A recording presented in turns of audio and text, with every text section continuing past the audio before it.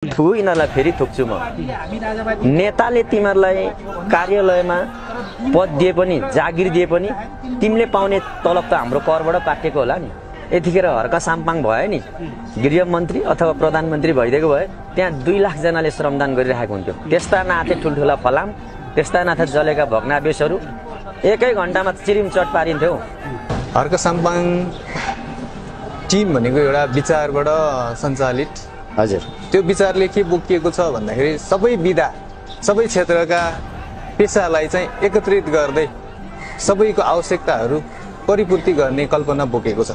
म पेसागत रूपमा डाक्टर हो, हजुरले सही भन्नुभयो। बाहिरबाट हेर्दाखेरि म डाक्टर हो, तर भित्रबाट हेर्दाखेरि म सामाजिक चिकित्सक। हर्का पथमा सबैलाई जोडेर समेटेर लाने एउटा चाहिँ योजना बनाइरहेको छौँ। हर्का साम्पाङ भनेको जहिले पनि चम्किने हिरा हो हैन, टुक्राइरहेछौँ हामी सबै नेपाली भएर। त्यो टुक्रा पनि विदेशीले मात्रै चिन्छ। हर्का साम्पाङले भन्नुहुन्छ नि, जब चाहिँ देश र जनता गरिब छ भने चाहिँ नेता कहिले पनि धनी हुन उसलाई चाहिँ आवश्यक छैन भन्नुहुन्छ नि। त्यस्तै हर्का साम्पाङलाई पनि विदेशीले मात्रै चिन्छ कि राम्रो मान्छेले चाहिँ हाम्रो नेपालले चिन्दैन। हाम्रो अब के हो, हाम्रो सरकारै त्यस्तो हो, त्यस्तै हो।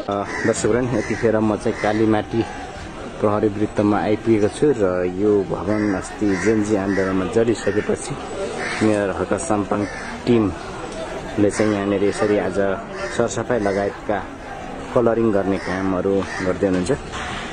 देख्न सक्नुहुन्छ उहाँहरूले चाहिँ निरन्तर यसरी श्रमदान गर्दै हुनुहुन्छ।